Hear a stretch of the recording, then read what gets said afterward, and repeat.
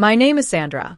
I still remember the shock on my family's faces as I stood up at the Thanksgiving dinner, holding that white envelope.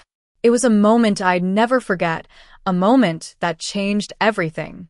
Inside that envelope was a police report, a document that would expose the dark secret my parents had been hiding for 8 long years. Looking back, it all started when I was just starting my career. I had landed a job as a financial analyst, earning a decent salary of $62,000 a year. I was 24, full of hope and ambition, ready to take on the world. But then, I received that fateful phone call from my mother. "Dear, I'm so sorry to burden you with this." My mother's voice was strained.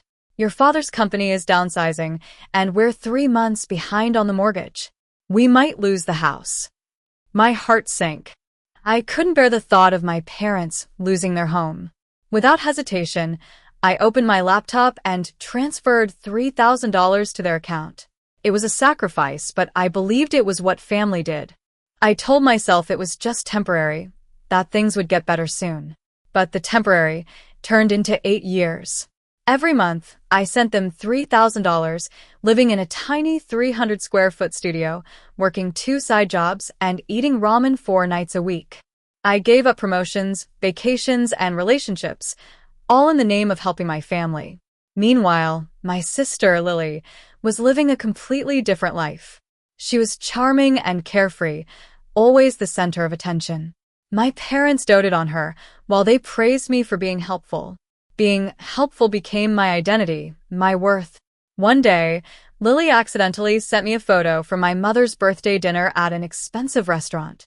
In the background, I noticed a receipt, and when I zoomed in, I was shocked to see that the credit card name was mine. A card I never opened. I started to dig deeper, and what I discovered was a nightmare. Over 8 years, my parents had opened 4 credit cards in my name, racking up a total of $437,554 in fraudulent charges.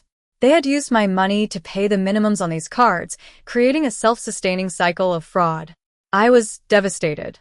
I had been so focused on helping my family that I never questioned why they never seemed to recover, why the emergencies never ended. I had been blind to the truth, believing their lies and excuses. I confronted my parents, but they refused to admit their guilt. They claimed they were desperate, that they needed to maintain appearances for Lily's sake. They even had the audacity to say that I owed them, that they had raised me and paid for my education. I knew I couldn't let them get away with it. With the help of my colleague, Tom, I gathered all the evidence and filed a police report. It was a difficult decision, but I knew it was the right one. As the Thanksgiving dinner approached, I decided to expose the truth in front of the whole family. I wanted them to know who I really was and who my parents had become. On that fateful day, I arrived at my parents' house, dressed in a new outfit I had bought for the occasion. Inside, the house was filled with relatives, the air thick with the smell of turkey and wine. My mother greeted me with a fake smile. "My dear daughter, the financial analyst. Look at her success." I forced a smile back, but inside, I was seething. I could see the lifestyle they had built with my money, the expensive jewelry, the fancy cars, the luxurious vacations. During dinner, I barely ate, watching and waiting for the right moment. Finally, when dessert was being served, my mother stood up and tapped her wine glass with a spoon. "Before we finish, I want to say something," she said, smiling that practiced smile. "I'm so grateful we could all be together. Family is everything. We've been through tough times, but we support each other. Some of us give more than others. Some understand what sacrifice means." She looked directly at me, her eyes cold. "Mila, honey, we need to talk about helping with Lily's wedding costs. We're stretched thin." I took a deep breath and stood up. The room fell silent. All eyes turned towards me. "Actually, Mom, I think we should talk about finances right here, right now," I said, my voice calm and steady. "I've sent you $3,000 every single month for 8 years, a total of $288,000, because you told me you were struggling, about to lose the house, couldn't pay bills." My relatives shifted in their seats, uncomfortable and confused. "We were struggling," my mother started, but I cut her off. You had a birthday dinner at an expensive restaurant 2 weeks ago, $500 per plate, I said, holding up my phone and showing the photo. Do you know how I know? Because Lily accidentally sent me this photo, and in the background, there's a receipt with a credit card. Want to guess whose name was on that card? I let the question hang in the air. The room was filled with gasps and murmurs. My mother's face turned white. My name, I said, my voice trembling. A card I never opened, never authorized, never even knew existed. I pulled out the printed credit card statements from the envelope and walked around the table, placing them in front of my relatives. 4 credit cards in my name, total balance $437,000, I said. Opened between 7 and 4 years ago. While you were telling me you couldn't afford the mortgage, you were using my credit to live a luxurious lifestyle. I pointed to my father. Dad, didn't you tell me you lost your job 5 years ago? But I found out that you retired voluntarily, with a full pension. My father stared at his plate, his face red with shame. I continued, my voice growing louder. I've been living in a tiny studio, working 2 side jobs, eating ramen 4 nights a week, while you were spending my money on expensive restaurants, shopping, and vacations.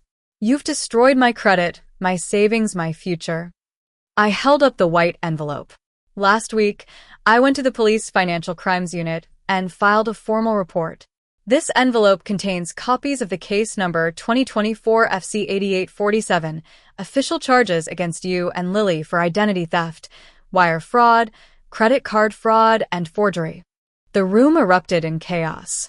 My relatives were shocked and angry. Some of them started to cry. My mother sobbed, "You called the police on your own parents." I looked at her, my eyes cold. "You committed felonies against your own daughter.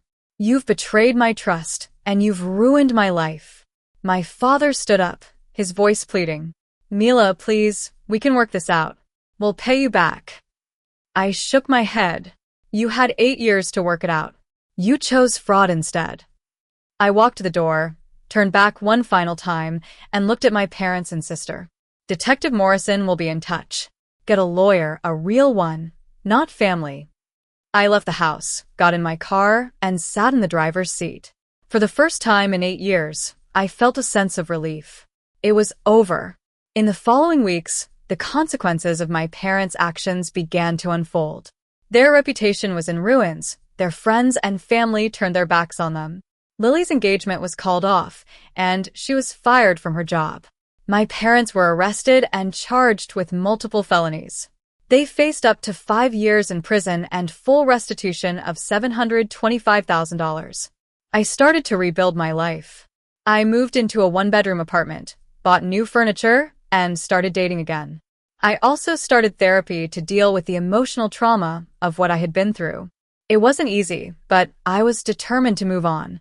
I learned that family is not just about blood, but about love, trust, and respect.